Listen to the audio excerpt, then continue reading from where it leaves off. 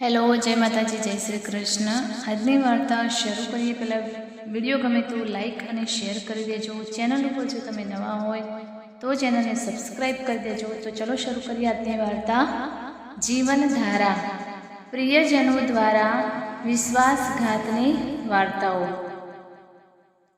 જે લોકો તેમના સમાચાર વાંચે છે અને સાંભળે છે તેમને ક્યારેય સાચો ખ્યાલ નથી આવી શકતો કે વીજ અકસ્માતો જીવનની રચનાને કેટલી બદલી નાખે છે। એક સવારે પાપા સારા ઉત્સાહમાં ઓફિસ ગયા અને માત્ર તેમની ડેડ બોડી પરત આવી। માત્ર 47 વર્ષની વયે હૃદય રોગના હુમલાને કારણે તેમનું અકાળે અવસાન અમને બધાને ખૂબ જ હચમચાવી નાખ્યું। મારા કુટુંબની હોળી હવે કેવી રીતે ચાલશે? હું અહીં છું માં। હું તેના આંસુ લૂછ્યા પછી તેને વારંવાર પ્રોત્સાહિત કરતો। પાપાની બધી જવાબદારી હું નિભાવીશ। જુઓ, બધું સારું થઈ જશે। મુકેશ મામાજીએ અમને ખાતરી આપી, મારી સાથે તમારે ભવિષ્ય વિશે વધુ ચિંતા કરવાની જરૂર નથી। સંગીતાએ BCom કર્યું છે, તેને નોકરી અપાવવાની જવાબદારી મારી છે। મારાથી 2 વર્ષ નાના મારા ભાઈ રાજીવે મારો હાથ પકડીને વચન આપ્યું કે દીદી, તમારી જાતને ક્યારેય એકલી ન સમજો। જલ્દી હું મારો એન્જિનિયરિંગનો અભ્યાસ પૂર્ણ કરીશ। હું તમારો મજબૂત આધાર બનીશ। શિખા, જે રાજીવ કરતાં 3 વર્ષ નાની હતી, તેની આંખોમાંથી ઘણા આંસુ નહોતા વહેતા, પરંતુ તે સૌથી ઉદાસી, ભયભીત અને અસુરક્ષિત દેખાતી હતી। મોહિત મારો ક્લાસમેટ હતો। હું છેલ્લા 3 વર્ષથી મારી આખી જિંદગી તેની સાથે વિતાવવાનું સપનું જોતી હતી। આ મુશ્કેલ સમયમાં તેણે મારો ઘણો સાથ આપ્યો। સંગીતા, તું બધાને બતાવે છે કે તું દીકરો છે। અમે સાથે મળીને તારી જવાબદારીઓ બોજ ઉઠાવીશું। અમારો પ્રેમ તારી તાકાત બનશે। મોહિતના આવા શબ્દોએ મને આ મુશ્કેલ સમયનો સામનો કરવાની શક્તિ આપી। પરિવર્તન એ જીવનનો નિયમ છે અને સમય કોઈ માટે અટકતો નથી। જીવનના પડકારોએ અમને બધાને પાપાના અકાળ મૃત્યુના આઘાતમાંથી બહાર આવવા મજબૂર કર્યા। કાકાએ મને ઉતાવળમાં નોકરી અપાવી। જ્યારે હું કામ પર જવા લાગી ત્યારે મારા બધા સંબંધીઓ અને પરિચિતોએ રાહતનો શ્વાસ લીધો, કારણ કે આપણી બગડતી આર્થિક સ્થિતિ સુધારવા માટે આ સૌથી મહત્વપૂર્ણ પગલું હતું। મારી ઢીંગલી MBA તેમ કરવાનું સપનું અધૂરું રહી ગયું। તારા પિતા અને આટલી બધી ઊંચાઈએ પહોંચવા જોવા માગતા હતા અને આજે મારી દીકરી આટલું નાનું કામ કરવા જઈ રહી છે।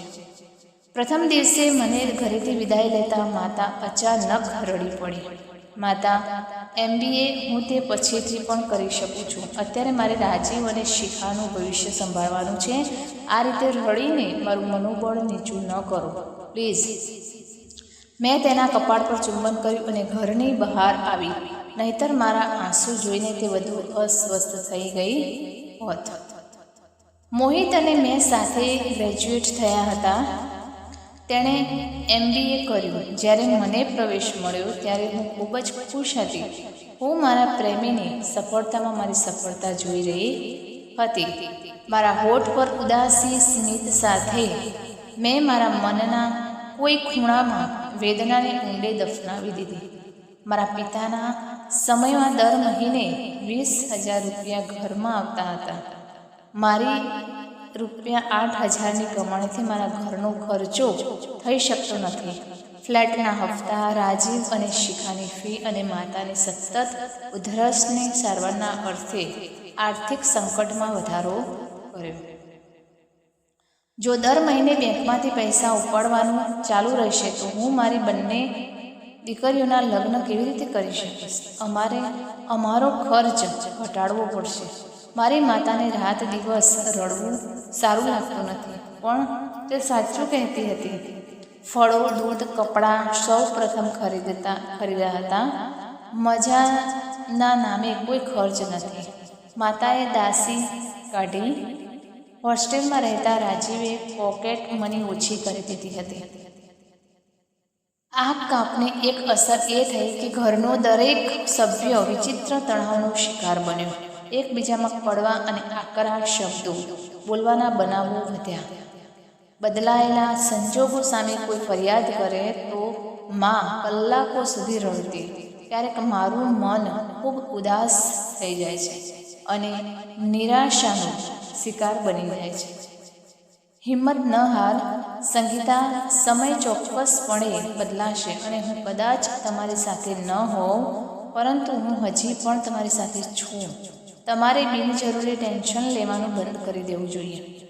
મોહિતનો આવો ખુલાસો ચોક્કસપણે મારામાં ઓછામાં ઓછા અસ્થાયી રૂપે જીવવા માટેનો નવો ઉત્સાહ ભરી દેશે. હું મારી જવાબદારીઓને નિભાવવા માટે મારા શ્રેષ્ઠ પ્રયાસો કરી રહ્યો હતો અને પરિવર્તનનો કાયદો મારી આશાઓને એક પછી એક વિખેરતો રહ્યો. BTech ડિગ્રી મેળવ્યા બાદ રાજીવને સ્કોલરશીપ મળી અને તેણે MTech કરવા વિદેશ ગયા હતા. સંગીતા દીદી, થોડી રાહ જુઓ બસ, પછી ધનની કોઈ કમી નહીં રહે અને હું તમારી બધી જવાબદારી મારા ખભા પર લઈશ. હું મારી કારકિર્દી સુધારવાની આ તક ગુમાવવા માંગતી નથી. રાજીવની ખુશીથી ખુશ થઈને મેં તેને અમેરિકા જવાની પરવાનગી આપી. રાજીવના આ નિર્ણયથી માતાની આંખોમાં ચિંતાની લાગણી વધુ ઘેરી બની હતી. તે મારી સાથે તરત જ લગ્ન કરાવવા ઈચ્છુક હતી. તે પોતાની 25 વર્ષની ઉંમર પૂર્ણ કરી ચૂકેલી પુત્રીને તેના સાસરે મોકલવા માંગતી હતી. મોહિતે તેની પીઠ પાછળ રાજીવનું અપમાન કર્યું હતું અને કહ્યું હતું કે તેને અહીં સારી નોકરી મળી રહી છે. જો તે સમર્પણ અને મહેનતથી કામ કરે તો આજકાલ માત્ર સારી કંપનીઓ જ ઉચ્ચ શિક્ષણ મેળવવામાં મદદ કરે છે. મને તેનો સ્વાર્થ ગમતો નથી. મોહિતના તીવ્ર ગુસ્સાને શાંત કરવા મારે ખૂબ જ મહેનત કરવી પડી. માતાએ મને ક્યારેક લગ્ન કરવાનું કહ્યું, પણ તે આ સ્વીકાર્યું નહીં. માં, તમે બીમાર રહેશો. શિખાનો કોલેજનો અભ્યાસ હજુ અધૂરો છે. હું આ બધું નસીબ પર કેવી રીતે છોડી શકું અને લગ્ન કરી શકું? મારી આ દલીલે માતાના મોંને તાળું મારી દીધું, પણ તેને આંખમાંથી વહેતા આંસુને રોકી ન શક્યા. MBA આ કર્યા પછી મોહિતને જલ્દી જ નોકરી મળી ગઈ. તેણે તેની પ્રથમ નોકરીમાંથી 2 વર્ષનો અનુભવ મેળવ્યો અને આ અનુભવના આધારે તેને મુંબઈમાં બીજી નોકરી મળી. તે તેના માતા પિતાનો એકમાત્ર પુત્ર હતો. તે મને પસંદ કરતો હતો, પરંતુ તે તેની સાથે તરત જ લગ્ન કરવા માંગતો હતો. હવે હું લગ્ન કેવી રીતે કરી શકું? હજુ મારી જવાબદારી પૂરી નથી થઈ. મોહિત, જો હું મારા સાસરે જઈશ તો મારી એકલી માતા ઘર સંભાળી શકશે નહીં. ખૂબ જ દુઃખી હૃદયે મેં લગ્ન કરવાની ના પાડી. સંગીતા, તારી જવાબદારી ક્યારે પૂરી થશે? તું લગ્ન માટે ક્યારે હા પાડીશ? મારો નિર્ણય સાંભળીને મોહિત ગુસ્સે થયો. રાજીવ પાછા ફર્યા પછી તે પાછો નહીં આવે. કોઈ એન્જિનિયર પાછો નહીં આવે. મોહિતે મારી વાત કાપી નાખી. તારી માતા વિદેશ જઈને સ્થાયી થવા તૈયાર નહીં થાય. જુઓ, ચાલો લગ્ન કરીએ. તમે રાજીવ પર આધાર રાખીને ડહાપણ નથી બતાવી રહ્યા. અમે સાથે મળીને તમારી માતા, નાની બહેનની જવાબદારી ઉપાડીશું. લગ્ન પછી મારે મારી માતા અને નાની બહેનને છોડીને તમારી સાથે મુંબઈ જવું પડશે અને હું અત્યારે આ પગલું ભરી શકું તેમ નથી. મારો ભાઈ મને દગો નહીં આપે. મોહિત, તું થોડી વધુ રાહ જો.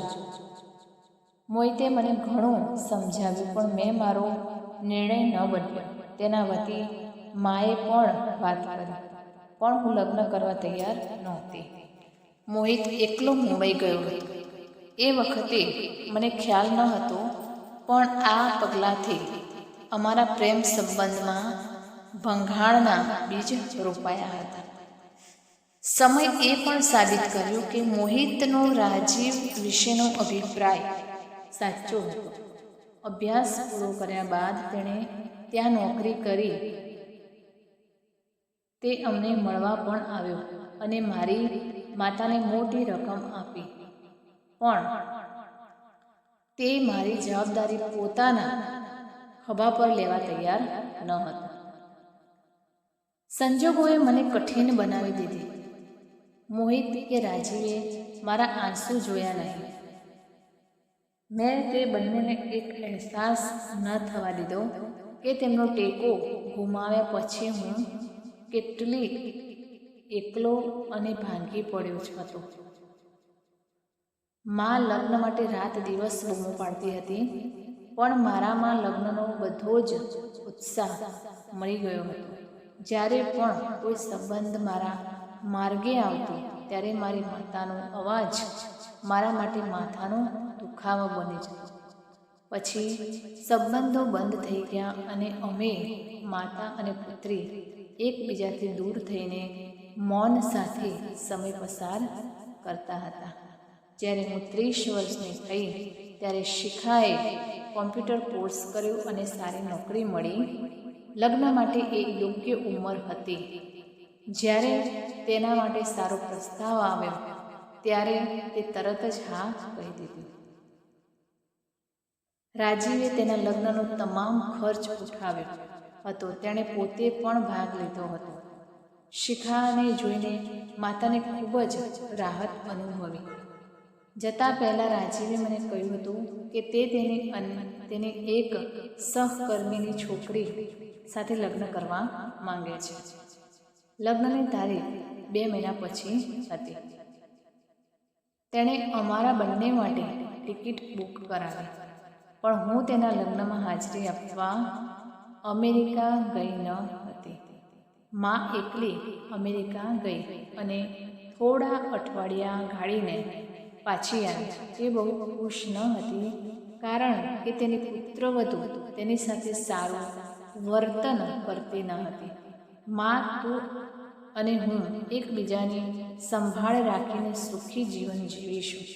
હવે તું તારા પુત્રના સ્વાર્થ વિશે રાત દિવસ ચર્ચા કરીને તારું અને મારું મન બગાડવાનું બંધ કર.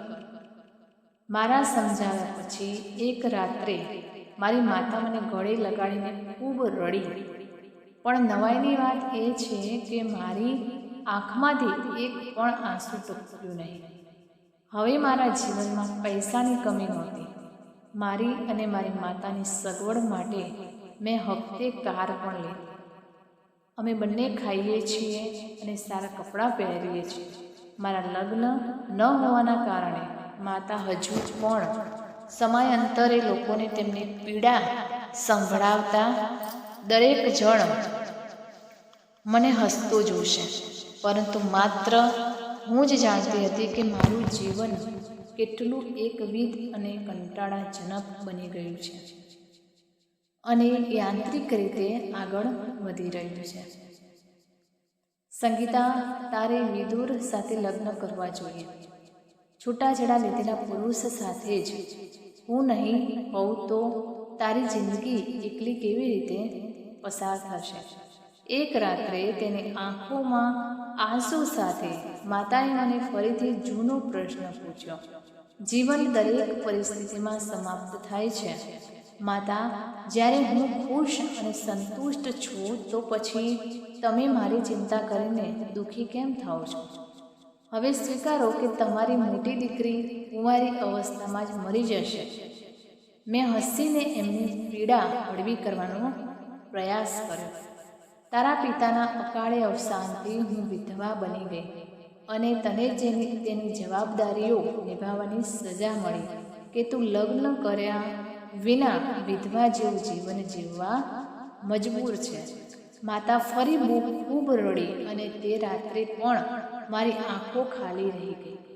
મારા ભાઈ, નાની બહેન અને વૃદ્ધ પ્રેમીના જીવનમાં શું ચાલી રહ્યું છે તે જાણવામાં મને કોઈ રસ નહોતો.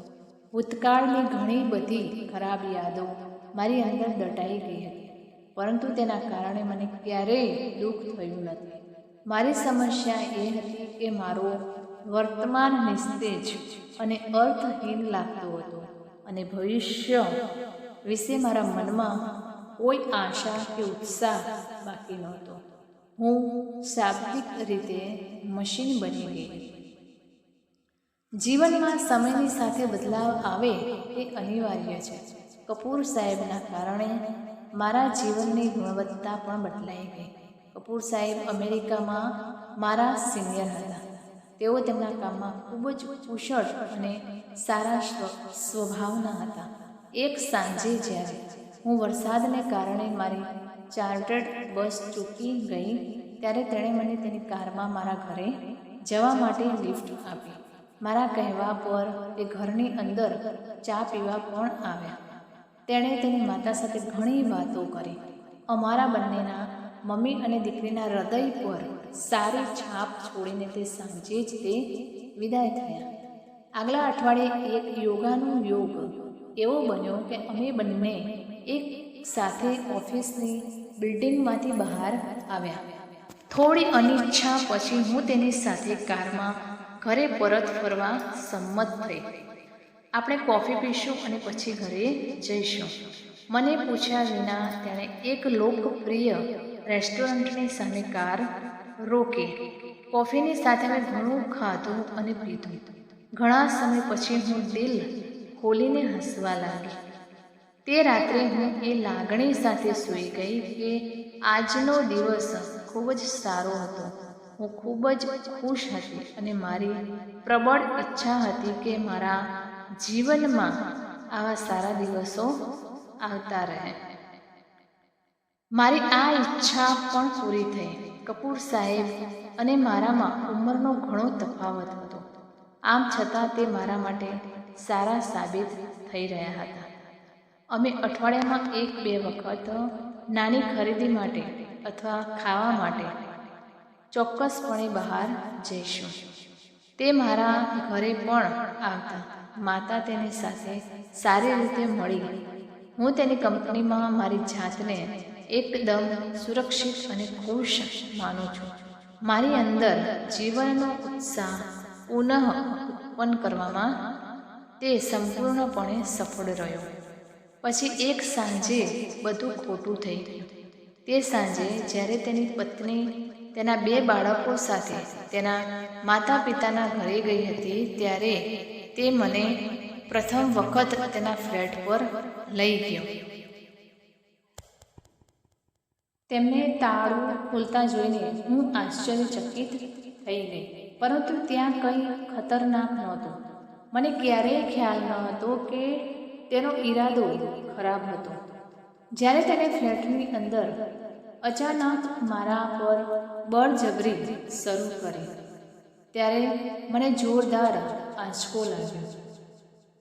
મેં અવાજ કરવાની ધમકી આપી તો એ ગુસ્સામાં બૂમ પાડી, આટલા દિવસોથી મારા પૈસાની મજા માણી રહ્યા છો તો સતી સાવિત્રી હોવાનો દોડ કેમ કરો છો? કોઈક રીતે હું એક પાગલ મૂર્ખ છું જે ફક્ત તમારા પર ખર્ચ કરતો હતો. તેમની સાથે કામ કરવું મારા માટે મુશ્કેલ ન હતું, પરંતુ હું એકલી ઘરે પહોંચી ત્યાં સુધી હું ઓટો રિક્ષામાં આંસુ વહાવતી રહી. ઘરે પહોંચ્યા પછી પણ હું આંસુ વહાવતી રહી. માં વારંવાર મને રડવાનું કારણ પૂછતી, પણ હું તેને શું કહું? મને રાતે ઊંઘ ન આવી. મારા કાનમાં કપૂર સાહેબનો સંવાદ ગૂંજતો રહ્યો. હવે તમે સતી સાવિત્રી હોવાનો દોડ કેમ કરો છો? કોઈક રીતે હું એક પાગલ મૂર્ખ છું જે તમારા પર આટલો બધો ખર્ચ કરી રહ્યો હતો? તે સાચું છે કે મેં તેની સાથે સારો સમય પસાર કર્યો. મારા જીવનમાં આવેલા આ પરિવર્તનથી હું ખૂબ જ ખુશ હતી, પણ હવે મારા મનમાં અકળામણ અને અપમાનની વિચિત્ર લાગણી જન્મી હતી અને તેણે આખો સ્વાદ બગાડ્યો હતો. હું આખી રાત મારા આંસુઓથી તકિયાને ભીંજવતી રહી. બીજા દિવસે રવિવાર હોવાથી હું મોડા સુધી સૂઈ ગઈ. જ્યારે મેં મારી આંખો ખોલી, અપેક્ષાઓથી વિપરીત મને મારી જાતને આરામદાયક અને હળવું લાગ્યું.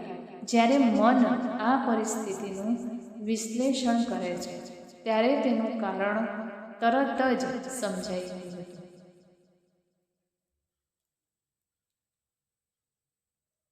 ઊંઘતા પહેલાં મારા મને નક્કી કરી લીધું હતું કે મારે હવે ખુશીથી જીવવું છે અને હું જીવીશ. હવે હું મારા બળ પર આ ઉમદા કાર્ય કરીશ. મારે કોઈ કપૂર સાહેબ, રાજીવ કે મોહિત પર નિર્ભર રહેવાની જરૂર નથી. સંજોગોને વશ થઈને અને મારી જવાબદારીઓના બોજથી મારા જીવનનો પ્રવાહ રૂંધાઈ ગયો હતો. પણ હવે આવી સ્થિતિ ફરી નહીં બને. મને જીવવા માટે મારું જીવન મળ્યું છે. બીજાના જીવનને સમજાવવાની કોશિશ કરતાં મારી પોતાની જિંદગી જીવવાનું ભૂલી જવું એ મારી ભૂલ હતી.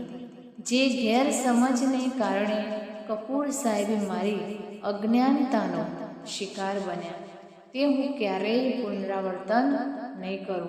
ન તો ભૂતકાળની યાદો કે ન તો ભવિષ્યની ચિંતાઓ મને જીવનનો ઊંડો આનંદ માણતા રોકશે.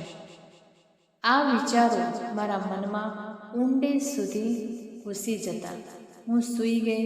હું આ હકારાત્મક વિચારોને મારા મૂળમાં આવેલા સુખદ પરિવર્તનનું કારણ માની રહી હતી.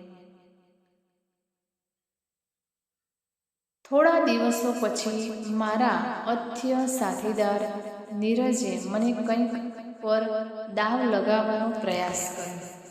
હું જાણી જોઈને તે શરત હારી ગઈ અને તેને એક સરસ હોટેલમાં જમવા લઈ ગયો. 2 દિવસ પછી હું ચોપરા અને તેની પત્ની સાથે ફિલ્મ જોવા ગઈ. મેં મારા આ 2 સાથીદારોની ટિકિટો ખરીદી હતી. પડોશમાં રહેતા માથુર સાહેબ અચાનક મને બજારમાં મળ્યા. ત્યારે મેં તેમને મારી સાથે કુલ્ફી ખાવા બોલાવ્યા અને પૈસા આપવાનો આગ્રહ કર્યો.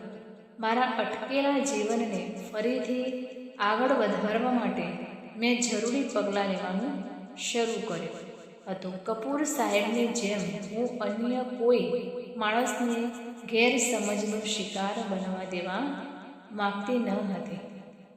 એમાં કોઈ શંકા નથી કે મારા જીવનમાં ખુશી અને આનંદ પાછો ફર્યો હતો. મારા પ્રિયજનો તરફથી મને મળેલા ઘા હું ભૂલી ગયો હતો. ઉદાસી અને નિરાશાનું કવચ તૂટી ગયું. હું હસતી અને સફરનો આનંદ માણતી જીવન પથ પર આગળ વધી. જો મને જીવનભર મારી સાથે રહેવા માટે કોઈ સાથી મળે તો સારું, નહીતર તેની રાહ જોઈને મારી અંદર ફરિયાદો કે કળવાશ પેદા કરવાનો મારી પાસે બિલકુલ સમય નહોતો. તો મિત્રો, આ કહાની તમને કેવી લાગી તે કોમેન્ટ કરીને જરૂર જણાવશો. અને વિડીયો પસંદ આવ્યો હોય તો લાઈક અને શેર કરી દેજો. ચેનલ ઉપર જો તમે નવા હોય તો ચેનલને સબસ્ક્રાઈબ કરી દેજો. ફરીથી મળીશું આવા જ એક નવા વિડીયો સાથે, વાર્તા સાથે. ત્યાં સુધી નમસ્તે, જય માતાજી, જય શ્રી કૃષ્ણ, હર હર મહાદેવ. Thanks for watching.